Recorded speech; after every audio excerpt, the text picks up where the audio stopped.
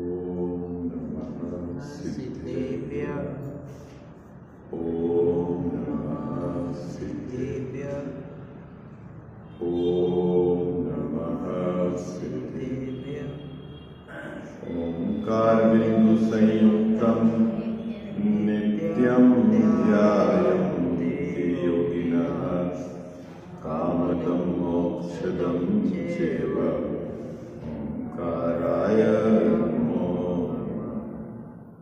मंगलम भगवान वीरो मंगलम गौतमो गणी मंगलम कुंडकुंडार्यो जय नमोस्तु मंगलम सर्वमंगल मांगल्यम सर्वकल्याणकारकम प्रधानां सर्वधर्माणां जैनं जयतु शासनम जैनं जयतु शासनम जैनं जयतु।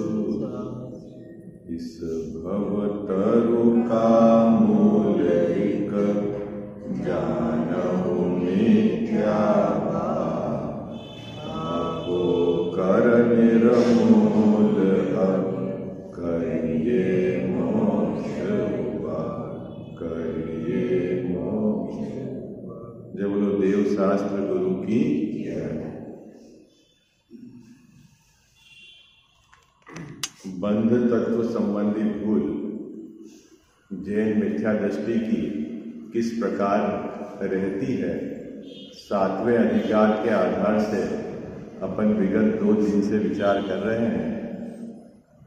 2 जो बिंदु आए हैं है ना, संक्षिप्त में तो यह है कि वे अशुभ भाव के बंध को तो बुरा मानता है और शुभ भाव के बंध को भला मानता है, जैन मिथ्या दृष्टि। दूसरा, पुण्य के उदय में वह राग करता है और पाप के उदय से वह द्वेष करता है। ठीक है, तो दोनों परिस्थिति में इसके राग द्वेष बने रहे और राग द्वेष है इसका मतलब है वीतरागता नहीं है, और वीतरागता नहीं है इसका मतलब धर्म नहीं है। ये अपन ने पहले पैराग्राफ के आधार से इस पर विचार किया। अब टोडरमल साहब ने यहाँ बंध तत्व के संबंध में जो जैन मिथ्या दृष्टि की विपरीतता को मेटने के लिए एक कर्णानियों का तर्क प्रस्तुत किया है।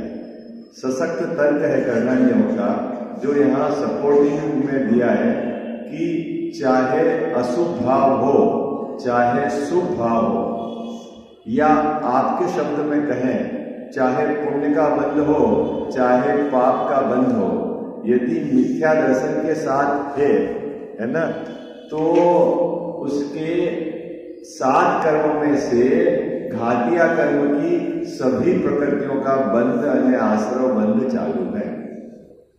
अब जब तेरे को घातिया कर्म की प्रकृतियों का बंध चालू है और उसके बाद भी तू पुण्य को भला जान रहा है, तो ये तेरी ये मान्यता बुरी विपरीत है। बात पकड़ना, इतनी सी बात है। जो दूसरा पैराग्राफ है उसकी विषय वस्तु क्या है तेजावत साहब? दूसरे पैराग्राफ की विषय वस्तु क्या है?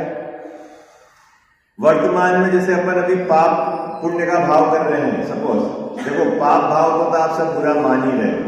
अभी वर्तमान में जो पुण्य भाव कर रहे हैं, हम जिनेंद्र भगवान की पूजा कर रहे हैं, है ना, तीर्थ यात्रा कर रहे हैं, दान देने का जो परिणाम आ रहा है, इन भाव से जो कर्म का बंध हो रहा है उसमें घातिया कर्म का बंध हो रहा है या नहीं, ये बात टोडरमल साहब ने खोज करने की कही। क्या कितने लोगों को समझ में आ रही? कनक भैया क्या कहा? मिथ्या दृष्टि के शुभ भाव के दौरान जो बंध होता है उसमें पाप प्रकृतियों का बंध होता है या नहीं, है ना? और तो फिर साहब आप तो कह रहे हो कि शुभ भाव से पुण्य बंधेगा। अरे भाई, जिस प्रकृति की मुख्यता से वो बात कही है वो है, लेकिन वर्तमान परिणाम से 7 कर्मों में निरंतर बंद होता है। ठीक है, और यदि आपको मिथ्या दर्शन है तो मतलब घात्या कर्म की सब प्रकृतियों का बंद होगा। ये कह रहे हैं इस पैराग्राफ के विषय वस्तु। देखो पढ़ता हूं, फिर अपन थोड़ा सा इस पर विचार करेंगे। तथा शुभ और अशुभ भावों से पुण्य पाप का विशेष तो अघाती कर्मों में होता है, परंतु अघाती कर्म आत्मगुण के घातक नहीं है। क्या कह रहे हैं कनक भैया, क्या कह रहे हैं कि जो पाप और पुण्य का बंटवारा है बंध में, वह अघाती कर्म में है, और अघाती कर्म आत्मा के गुणों का घात नहीं करते हैं। क्या अजीत भैया, आपके पड़ोसी के यहाँ कोई अच्छा कार्य हो रहा हो या बुरा कार्य हो रहा हो, उससे आपको क्या फर्क पड़ता है? बोलो, क्या फर्क पड़ता है? कुछ फर्क पड़ता है या ऋतु भाभी जी? पड़ोसी की यहाँ हो रहा हो अच्छा बुरा, उससे क्या फर्क पड़ता है आपको? ठीक है, और अपना अच्छा बुरा हो तो फर्क पड़ता है। तो अपना अच्छा बुरा मतलब आत्मा के जो गुण को घात करने वाले हैं वो तो एक घात्या कर्म, और अघात्या कर्म तो संयोग दिलाते हैं। ठीक है, तो उससे तो कोई विशेष फर्क नहीं, और संयोग जो दिलाते हैं उसमें बंटवारा है पाप पुण्य का। ये कह रहे हैं इस पंक्ति के अंदर। कितने को समझ में आ रही बात? पहली पंक्ति का अर्थ समझ में आया कि नहीं आया? कजाव साहब आया समझ में? क्या क्या समझे आप बताओ, फिर आगे बढ़े अपन। नहीं, आप ये उधर मत पढ़ो, वो तो मैंने पढ़ दिया। आप क्या समझे ये बताओ। है अच्छा, समझ में नहीं आया तो फिर छोड़ो, फिर देखे समझ में आया उनसे पूछता हूँ। क्या अजीत भैया, क्या क्या पकड़ा आपने इस पंक्ति के अंदर? बात क्या कह रहे हैं? जो संयोग मिलते हैं वो पुण्य पाप के वजह से मिलते हैं, वो अघात्य कर्म करता है। हाँ, इसमें आत्मा के गुणों का घात नहीं। हाँ, ये है। देखो मैं आपको मोटे तौर पे बताता हूँ क्या बंटवारा। दो प्रकार के कर्मों का बंटवारा है, घातिया और अघातिया।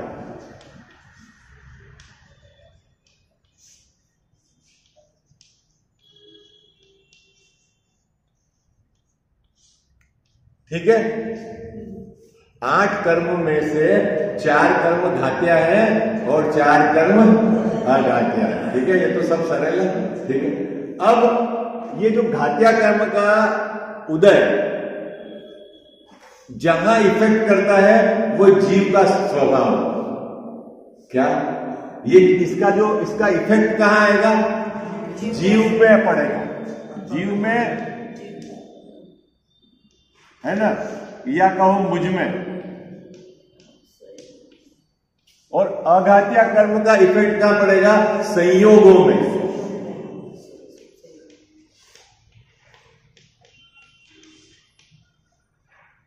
इतनी बात समझ में आ गई आपको? क्या क्या बंटवारा हुआ अभी कजाव साहब? अभी क्या बंटवारा हुआ? 8 प्रकार के कर्म। ठीक है ना, इनकी उत्तर प्रकृतियां 148 और भेद करें तो बहुत। ठीक है, क्या 8 प्रकार के कर्म में 4 घातिया कर्म है और 4 अघातिया कर्म। इतना तो आपको सबको पता है ना? ठीक है, जो घातिया कर्म है वह जीव के स्वभाव का घात करते हैं। ठीक है, अब घात कैसे करते हैं, किसको घात कहा, वो अपन पहले पढ़ के आए। ठीक है, क्या पर्याय में प्रकट नहीं हो पाना उसका नाम है घात करना। ठीक है, वो अब आप जो है फिर से पुराना जो अपन ने पढ़ा था उसको समझना अभी। लेकिन घातिया कर्म का सीधा संबंध आत्मा के गुणों से है। क्या कह जाओ सर? घातिया कर्म का संबंध किससे है? सीधा आत्मा के गुणों से। घातिया कर्म आत्मा के गुणों का घात करते हैं। ठीक है, और अघातिया कर्म का संबंध संयोगों से है। किससे है? संयोगों से। इनका फल संयोगों में पड़ता है निमित्त, इनका फल आत्मा में नहीं पड़ता। ठीक है, इतनी बात समझ में आ गई आपको? कितनी बात समझ में आई? आप दोहराओ, फिर मैं आगे बढ़ूंगा, नहीं तो गड़बड़ हो जाएगी। क्या बोलो भाई? 2 प्रकार के कर्म का बंटवारा हुआ ना अजीत भैया? क्या क्या? घातिया और अघातिया। ठीक है, घातिया कर्म क्या करते हैं? जीव के स्वभाव का घात करते हैं। ठीक है, ये परिभाषा। इसका मतलब घातिया कर्म का जो फल पड़ेगा, इफेक्ट आएगा, वो किस में आएगा? आत्मा में आएगा, मुझ में आएगा। ठीक है, ओके। और अघातिया कर्म का फल कहाँ आएगा? संयोगों में आएगा। किस में आएगा गजावस्था? संयोगों में आएगा। अब जो पाप और पुण्य, इन प्रकृतियों का बंटवारा है। आप बोलते हैं ना पुण्य बंधा, तो घातिया कर्म की सब प्रकृतियां पाप की है,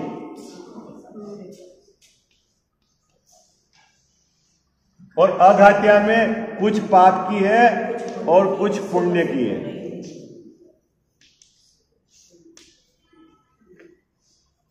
ये अघातिया कर्म तो भाग्य संसार के बाद में आता है। अरे भाजी अभी मत उलझाओ, अभी मत उलझाओ। अभी जो विषय चला रहे हैं तो वो सब गड़बड़ हो जाएंगे। अभी अघातिया कर्म का क्या है, अभी छोड़ो। उदय तो अघातिया कर्म का चलता ही है, ऐसा नहीं है कि नहीं चल रहा है। अभी आपके भी चल रहा है, घातिया का भी चल रहा है, अघातिया का, लेकिन अभी उलझ जाएंगे जो विषय चल रहा है उसमें बाहर हो। क्या अजीत भैया, अभी क्या बंटवारा हुआ? घातिया कर्म की जितनी प्रकृतियां हैं, आप वो सब प्रकृतियां किसकी है? पाप की है। और इसका फल क्या होता है? आत्मा के गुणों का घात। ओके। और अघातिया कर्म की प्रकृतियों में बंटवारा है, कुछ प्रकृतियां पुण्य की है और कुछ प्रकृतियां पाप की है। इतनी बात समझ में आ गई? ओके। अब टोडरमल साहब यहाँ क्या कह रहे हैं सिद्धांत? जीव के वर्तमान भाव से 7 कर्मों का बंध इसको निरंतर होता है। क्या? वर्तमान भाव से क्या कह जाओ सर? 7 कर्मों का निरंतर बंध होता है। अब मैं अभी वर्तमान भाव अपने यहां लगाता हूं।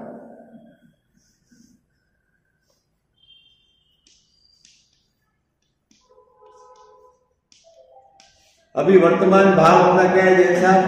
अभी वर्तमान भाव अपना क्या है? अभी अपन स्वाध्याय सुन रहे हैं, स्वाध्याय कर रहे हैं, है ना? तो ये हो गया पुण्य भाव। बोलते क्या है इसको? पुण्य भाव। और पुण्य भाव के निमित्त से कर्म का बंध होगा तो क्या? पुण्य कर्म का बंध होगा। तो अब इन कर्म में कहां कहां बंध होगा, इसकी खोज करनी है। नहीं आई बात समझ? क्या ये थोड़ा बोर्ड ऐसा छोड़ा होने में यूं लंबा लिखता हूं, तब आपको थोड़ा और समझ में आएगा। देखो,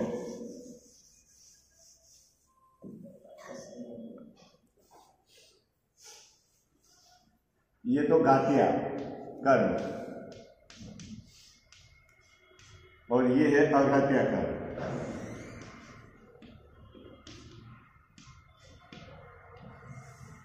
और अगर इनका बंटवारा डालना हो 1 2 3 4 ज्ञानावर्ण, दशनावर्ण, मोहनी और अंतरा, ये घातिया में चलेगा। ठीक है। और 1 2 3 4 है ना, आयु नाम गोत्र वेदनी, वेदनी आयु नाम गोत्र, ये इसमें चलेगा। ओके, है ना? ये हो गई 8 प्रकृतियां, 8 कर्म हो गए ना, हो गए 8 कर्म। बोलते हैं ना अष्ट कर्म विध्वंस ना है, तो 8 कर्म कैसे हो गए? 4 तो घातिया और 4 में। अगर आप इनकी 148 प्रकृति में बंटवारा करो तो 148 प्रकृति में बंटवारा हो जाएगा। कैसे होगा बोलो? ज्ञानावर्ण 8 9 25 28 5 9 28 और वेदनी 5। ठीक है ना? 5 9 28 5। ठीक है, कितना हो गया? 5 और 5 10, 8 और 9 47 प्रकृतियां तो ये हो गई। ठीक है। और इसमें आ जाओ, सबसे पहले अगर यहाँ वेदनी 2, आयु 4 और नाम तराणु और 4 गोत्र 2, कितनी हो गई? 8, ये 100 है। ठीक है, सही है ना आंटी जी? गड़बड़ तो नहीं? बंटवारा हो गया 148 का।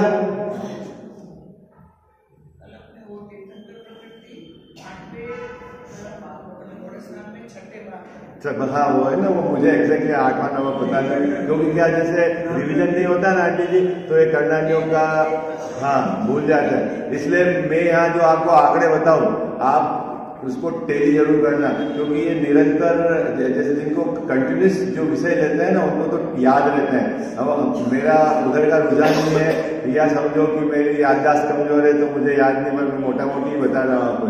अभी हाँ 93 लिखी ना, वो 93 लिखी ना मैंने, ठीक।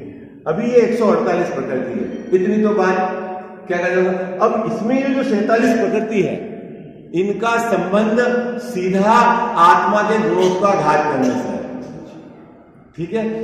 और ये जो 101 प्रकृतियां हैं, इनका संबंध बाहर के संयोगों से, मोटे तौर पे आप मतलब इतना याद रखना है, ठीक है। तो इन 47 को छोड़कर बाकी कर्म का उदय आत्मा में नहीं आता है। इतनी बात पकड़ में आई आपको? क्या कया साहब, किनकी बात चल रही है? बाकी उदय 101 कर्म का उदय, उसका फल आत्मा में नहीं आता, किसमें आता है? संयोगों में आता है, ठीक है। उन संयोगों को लक्ष्य करके आत्मा मोह के कारण दुखी होता है, वो एक अलग बात है, लेकिन फल नहीं आता। जैसे आपके पड़ोसी की यहाँ मान लो उसकी आग लग गई और आपको उससे राग है और आप दुखी होते हो, तो फल कहां आया? फल तो आया पड़ोसी के यहाँ पर, और दुखी कौन हो रहा है? आप हो रहे हो। और एक आके स्वयं के घर में आग लगे, दो में अंतर समझ गए ना? अंतर समझ गए आप, ठीक है। तो इन 47 प्रकृतियों का फल कहां आता है? आत्मा के गुण को घात करके। और बाकी अभी देखना मजेदार बात कि ये जो 47 प्रकृतियां हैं, ये सब पाप की है।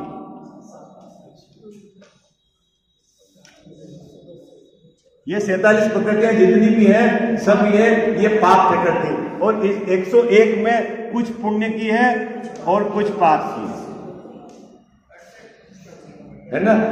क्या अभी टोटल अगर जो देखा जाए तो 148 प्रकृतियों में 20 और जोड़ दो आप, 148 और 20 168, ठीक है। उसके अंदर 68 तो है पुण्य की और 100 है पाप की। तो साहब 148 की 168 कैसे होगी? 20 प्रकृतियां ऐसी है जो दोनों में गिनते हैं, पुण्य पाप में, है ना। अभी मतलब मोटा तौर पे अभी इधर, क्योंकि मैं इधर ज्यादा जोड़ दूंगा तो जो मुझे समझाना है वो वैसे ढीला हो जाएगा, ठीक है। अभी क्या क्या क्या समझ में आई बात कि जो 47 प्रकृतियां हैं जैसा, वो क्या है? पाप की। और जो 101 प्रकृतियां हैं उसमें पुण्य और पाप दोनों की। 101 प्रकृतियों का फल पड़ता है संयोगों में, 47 प्रकृतियों का फल पड़ता है आत्मा में। इतनी बात है। अब टोटल में जैसा आप कह रहे हैं, जीव के एक समय का जो भाव है उससे आयु कर्म को छोड़कर सातों कर्म का निरंतर बंद होता है। क्या क्या क्या क्या बात समझ में आई आपको? जीव के वर्तमान परिणाम से आयु कर्म को छोड़कर सातों कर्म का बंद होता है। अब आ जाओ अपने वर्तमान परिणाम। वर्तमान परिणाम दो प्रकार के हो सकते हैं, है ना। एक शुभ भाव हो सकते हैं और एक अशुभ भाव हो सकते हैं, ठीक है। दो तरह के हो सकते हैं, या तो अपन पूजा करने का भाव हो सकता है या कमाने का भाव हो सकता है। अब जब आप पूजा का भाव है, ठीक है, उस समय अपन देखें तो इन 47 का तो बंद चालू है। क्या बात पकड़ में आ रही है आपको? पूजा का भाव है आपको, तो साहब ये बंद कब रुकता है? कह साहब बंद कब रुकता है? जब सम्यक दर्शन होगा तब 41 प्रकृतियों की बंद विक्षिप्ति होगी, और जब सम्यक दर्शन नहीं है तो बंद चालू है। तो अभी अपन के पूजा का भाव, दया का भाव, दान का भाव जो भी आ रहा है, जिसको शास्त्र में कहा कि पुण्य बंद होता है, वो इसलिए कहा कि अघात्या में उन भावों से पुण्य प्रकृति के अंदर स्थिति और अनुभाग की मुख्यता रहती है, इसलिए उसको कहा पुण्य बंद है। लेकिन उन भाव के काल में भी घात्या कर्म की प्रकृतियों का बंद चल रहा है। इतनी बात अपने को समझ ली। क्या समझ रहे कजाल साहब? मंदिर में आप आ रहे हो ना, अभी आप पूजा कर रहे हो ना, पूजा के काल में भी यदि सम्यक दर्शन नहीं है तो घात्या कर्म की सर्व प्रकृतियों में बंद चालू है, ये है। और घात्या कर्म की प्रकृतियां क्या है? पाप प्रकृतियां। तो साहब बोलते हो पुण्य बंद हुआ, पुण्य बंद हुआ, अच्छा पुण्य बंद हुआ। अरे भाई वो अब आठों कर्म की रेस्पेक्ट में तो बात नहीं है, वहां मुख्यता से बात है। तो अघात्या कर्म में जिन प्रकृतियों की मुख्यता से बात कही है इसलिए कहा पुण्य बंद हो गया, और ये बैठ गया पुण्य बंद धर्म मान के। बात पकड़ में आ गया क्या कल्याण साहब? ये क्या करने बैठ गया? देखो मान्यता पहले से इसकी उल्टी थी और समझाने वाले भी इसको उल्टे मिल गए। पुण्य करो धर्म हो जाएगा, पुण्य करो धर्म हो जाएगा, है? बोले तो आपके वर्तमान में पुण्य परिणाम से घात्या कर्म की प्रकृतियों का बंद हो रहा है। अब इसमें स्थिति अनुभाग क्या है वो आप पहले दूसरे अधिकार से समझ लेना, वो अभी ये। और अघात्या में पाप जो पुण्य प्रकृतियों का विशेष बंद होता है, पाप का ये। तो ये 47 प्रकृति तो चालू है, और जब अशुभ राग रहेगा तो ये भी बंद हो रहा है और ये बंद हो रहा है इनका।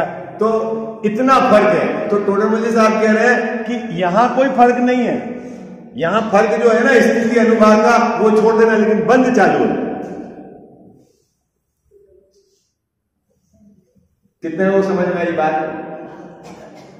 कितने को बात समझ में आ रही? सरल है ये बात। यहां कहकर टोडरमल साहब ये कह रहे हैं भाई कि ये जो बंद है ना उसको बंद तत्व स्वीकार, बंद को तू है जान, बंद भाव धर्म नहीं है ये मान, बंद को मिटाना है ये तेरे को श्रद्धा करनी है। तेरे को कोई बंद को अच्छा मानना है, ये तेरी अनादि की भूल चल रही है, इसको मिटानी है। आई बात समझ में? ये इस पैराग्राफ की विषय वस्तु है। पढ़ू अब मैं? देखो अब आपको समझ में आएगा। तथा शुभ और अशुभ भावों से पुण्य और पाप का विशेष तो अघाती कर्मों में होता है। देखो क्या लिखा, चाहे शुभ भाव हो चाहे अशुभ भाव हो, और पुण्य और पाप का बंटवारा क्या होता है? अघाती में, है ना? शुभ भाव से पुण्य प्रकृतियों का और अशुभ भाव से पाप प्रकृतियों का विशेष बंद होता है। वो किसमें है? अघाती में। और अघाती का फल संयोगों में पड़ना है। आगे पहली पंक्ति का अर्थ सरल समझ में आ गया आपको? ठीक है, कल्याण साहब समझ में आ गया पहली पंक्ति का? नहीं तो आप धड़ल्ले से पढ़ लोगे तो आपको भाव पकड़ में नहीं आएगा। क्या क्या कहा? शुभ और अशुभ भावों से पुण्य पाप का विशेष तो अघाती कर्मों में होता है। परंतु जब टोडरमल साहब ने परंतु कहा है, इसका मतलब अपने को भी रुक के सोचना है। क्या कहा? परंतु अघाती कर्म आत्म गुण के घातक नहीं है। क्या अजित भैया? वो ज्यादा, वो तो बाहर संयोग दिलाते हैं, उसमें क्या दम है? तथा शुभ और अशुभ भावों से, ये शुभ भाव है और ये अशुभ भाव। देखो जैसा इधर ये शुभ भाव है और अशुभ भाव, उनसे क्या लिखा हुआ है? घाती कर्म का इधर और इधर निरंतर बंद होता है, और वे सर्व पाप रूप ही है ना? घाती कर्म की जितनी प्रकृतियां हैं वो सब पाप रूप में। तो बोलो पुण्य बंद अच्छा कि नहीं अच्छा? बोला कल्याण साहब, पुण्य बंद अच्छा कि नहीं अच्छा? तो क्या लिखा हुआ? अरे बंद अच्छा है ही नहीं है?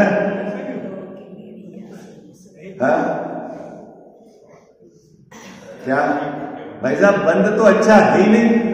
अब इसको ये श्रद्धा नहीं है, और पुण्य बंद अच्छा है, ये बंद तत्व की भूल है। पुण्य बंद को अच्छा मानता है और पुण्य के फल को अच्छा मानता है। बोल ये है गड़बड़। पुण्य पाप होता है, बंद नहीं होता है। किसके? अघाती कर्म जो पुण्य पाप अशुभ अशुभ होते हैं, अघाती कर्म में बंटवारा है ना उनका, मतलब शुभ और अशुभ भाव से जो अघाती कर्मों में बंटवारा है कि शुभ भाव से अघाती कर्म में पुण्यबंध प्रकृतियों का बंद होगा और अशुभ भाव से अघाती में पाप का बंद होगा। ये बंटवारा है, बंद तो होगा ना, वीतराग भाव से बंद नहीं होगा, बाकी तो सब बंद तो चालू है भाई। राग भाव से बंद चालू है। बंद किससे रुकता है गजाव साहब? वीतराग भाव से। इतना आपको सरलता से याद रखना है। वीतराग भाव से बंध रुकता है और राग भाव से बंध चालू है, और राग या बंध जो है वो सब है, बंध है मतलब दुख रूप है। इतना बहुत ज्यादा आप नहीं पकड़ पाओ तो इतना तो श्रद्धा रखना है। क्या रखना है? जैसा शुभ और अशुभ भाव दोनों से बंध होता है, और बंध बुरा, बंध छोड़ना है, बंध को मिटाना है। इतना तो याद रख लोगे। अब आपकी उम्र भी 65 साल हो गई, अब आपको हम कितना चमकाए। वो तो जो उम्र पढ़ने की थी जब तो पढ़ ही नहीं पाए तभी रुकेगा, वीतराग भाव से ही बंध रुकेगा। और वीतराग भाव की शुरुआत कब से होगी? सबसे पहले वो बंध को हे जानेगा। कल्याण साहब, वीतराग भाव की शुरुआत कैसे होगी? देखो क्या, वीतराग भाव से बंध रुकेगा, और बंध कब रुकेगा? जब वो बंध को हे जानेगा, तब बंध रुकेगा। कितने लोगों को समझ में आ गई बात? क्या भैया, जब तक आपने पुण्य को उपादेय माना तब तक बंध नहीं रुकेगा। जब तक आपने बंध को हे नहीं स्वीकारा तब तक, क्योंकि वीतराग भाव सम्यक दर्शन के साथ प्रकट होता है। वीतराग भाव की परिणति में उत्पत्ति सम्यक दर्शन के साथ होती है, और सम्यक दर्शन 7 तत्वों के सम्यक श्रद्धान का नाम है। और 7 तत्व में बंध तत्व संबंधी यदि आपने भूल रही तो मतलब आपके 7 तत्व संबंधी भूल है। और बंध तत्व क्या कहता है? बंध तत्व क्या कहता है? कि बंध बुरा है। क्या क्या कल्याण साहब, बंध तत्व क्या कहता है? इस प्रकृतियों में पाप और पुण्य की कितनी है, पाप की कितनी है? ये बताया ना मैंने, 168 है प्रकृतियां। 168 प्रकृतियां। हाँ, पाप की प्रकृति कितनी है? पाप की बताई ना, या 100 और 68 पुण्य की। अच्छा,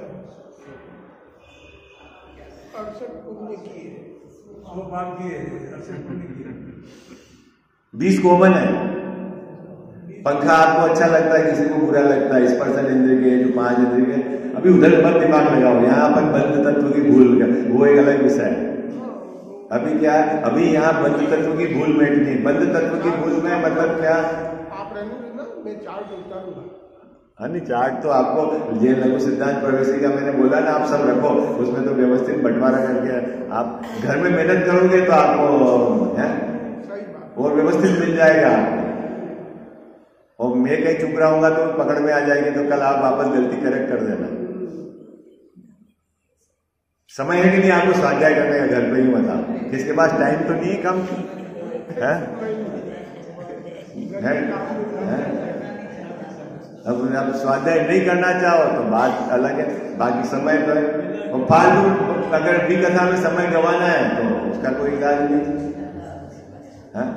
छोटी सी पुस्तक है बरिया साहब की, उसमें आपको मिल जाएगा, परिभाषा मिल जाएगी। उसको और डिटेल में पढ़ना हो तो कैसे बंटवारा किया मिल जाएगा आपको। हाँ हाँ,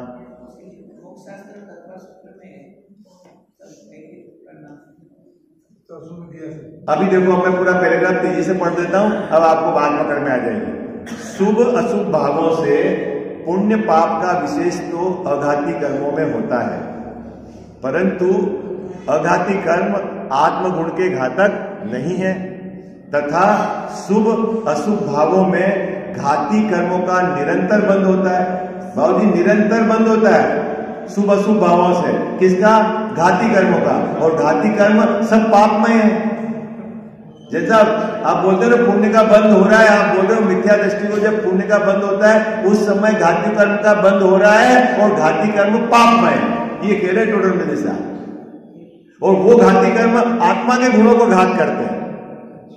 हाँ, तो जो आत्मा के गुणों को घात कर रहा है उसका बंध चालू है, और तू उस पुण्य बंध को धर्म मान रहा है।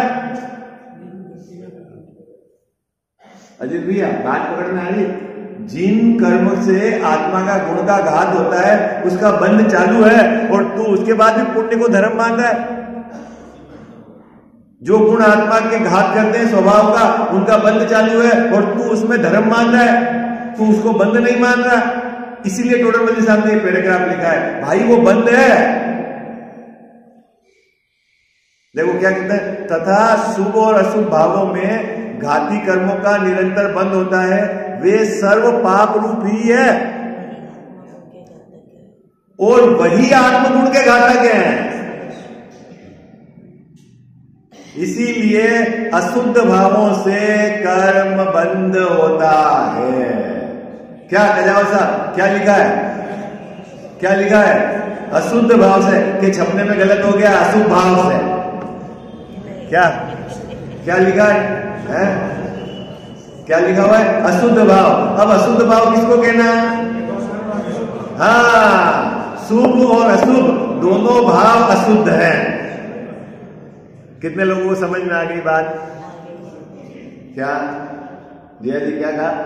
अशुद्ध भाव से बंद होता है, ठीक है, और जो बंद है वो है। और अशुद्ध में क्या है? शुभ और अशुभ दोनों अशुद्ध भाव हैं। इसीलिए अशुद्ध भावों से कर्म बंद होता है। उसमें, किसमें? अशुद्ध भाव में, उसमें। टेकचंद जी बाबू जी क्या लिखा है? उसमें, किसमें? अशुद्ध भाव में। अशुद्ध भाव मतलब पुण्य और पाप के भाव में। भला और बुरा जानना वही मिथ्या श्रद्धान है। उसमें से किसी को अच्छा मानना और किसी को बुरा मानना, यही मिथ्या श्रद्धान है। दोनों ही बुरे हैं, दोनों ही बंद है। सर्वथा तो है ही नहीं है। अरे यार, ये श्रद्धा में तो सर्वथा है। किसने कहा आपको नहीं है? ये सम्यक दर्शन का विषय चल रहा है। ये जो भाषा में डोलोगे ना आप, इधर उधर की भाषा में तो गड़बड़ हो जाएगी। ये सम्यक दर्शन का विषय चल रहा है। चारित्र की तरफ से कभी ऐसा परिणाम में पाप बचाने के लिए पुण्य भाव में लगने का उपदेश भी दिया है आचार्य भगवंतों ने। आई बात समझ में? वो श्रद्धा के स्तर की बात नहीं है। और कोई विद्वान गड़बड़ भी करता है तो गड़बड़ी है।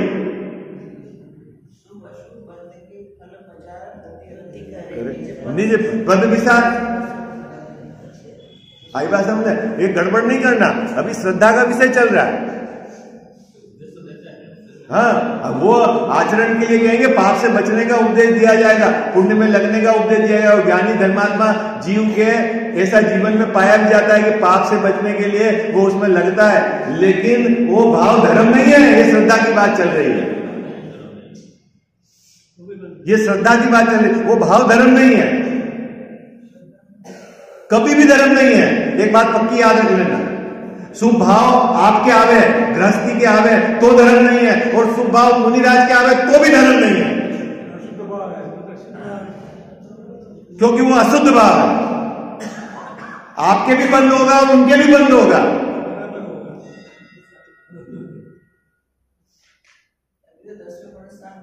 हाँ, अब वो क्या कोई मिलान तो करे आंटी जी, पढ़े करना जो देख ठोका ठोकी चल रही है, पुण्य में धर्म है, पुण्य में धर्म है। अन्ना तो सुनने वाले स्वाध्याय करते हैं और नहीं समझाने वाले सही समझाते हैं। फिर जाके पूछे कि 10वें गुणस्थान तक बंद क्यों होता है?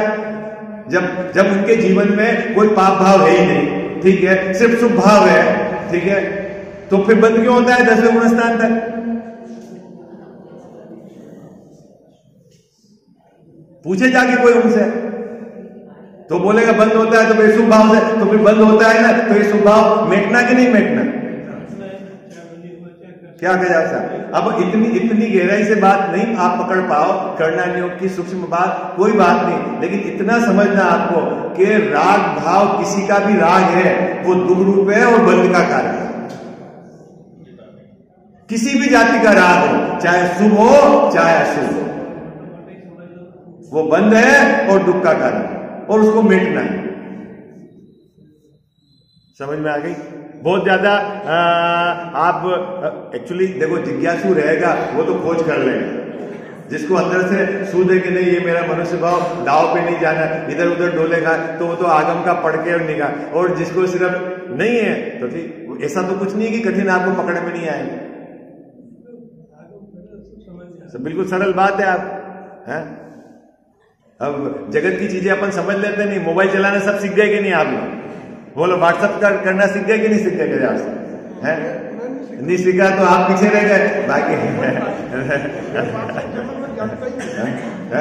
बोलो सबसे ज्यादा अभी आपके ग्रुप में देखना बुजुर्गों के कॉपी पेस्ट के व्हाट्सएप बहुत आते हैं, ये बच्चे लोग तो नहीं करते हैं। अब उनको मन लगता ही नहीं है, फिर वो इधर से इधर का इधर कॉपी करेंगे, उस ग्रुप में डालेंगे, उस ग्रुप का इस ग्रुप में डालेंगे। अब उनको एक खेलने का साधन मिल गया।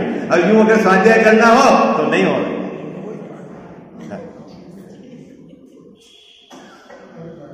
और स्मार्टफोन तो अब अनिवार्य हो गया, वो हो गया। करना क्या है, पहले दिन साहब इधर उधर विकल्प नहीं डोलता था, अब तो इतने ग्रुप और इतने फ्रेंड सर्कल के ग्रुप, कॉलेज के ग्रुप, वहां के ग्रुप, यहाँ के ग्रुप, तो इधर को खोला 10-20 इधर देखे, उधर को खोला, इधर की कॉपी करी, उधर पेस्ट करा, 2-3 घंटा निकल गया और बस मनुष्य भाव अपना सार्थक हो गया। बढ़िया काम है? कोई होश ही नहीं है इस जीव को।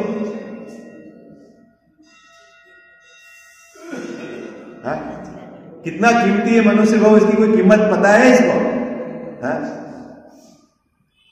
चलो अभी ये बंध तत्व संबंधी बात हो गई, अब संवर तत्व संबंधी बात है। देखो चौथे अधिकार में सामान्य जीव के संवर तत्व संबंधी समय हो गया। अपन कल संवर तत्व चौथे अधिकार के आधार से बिल्कुल संक्षिप्त बात वहां उठाई है, उसके बाद फिर अपन 7वें अधिकार के आधार से बात करेंगे। पेज नंबर आपका ये उसमें वो डाल के रखना, ताकि क्या है कि वहीं से अपन प्रारंभ करेंगे। Page number 89।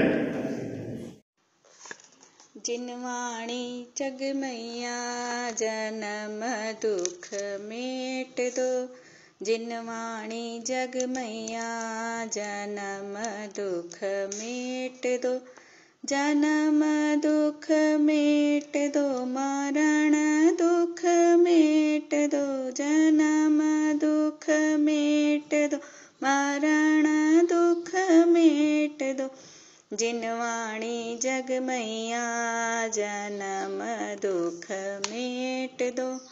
बहुत दिनों से भटक रहा हूँ, ज्ञान बिना है मैया, निर्मल ज्ञान प्रदान सुकर दो, तू ही सच्ची मैया। गुण स्थानों का अनुभव हमको हो जावे जग मैया, चढ़े उन्हीं पर क्रम से हम थे होवे कर्म खिपैया। मेटो जामन मरण हमारा इतनी वंती मैया, तुमको शीश त्रिलोकी नमावे, तू ही सच्ची मैया। वस्तु एक अनेक रूप है, अनुभव सबका न्यारा, हर विवाद का हल हो सकता साधवाद के द्वारा।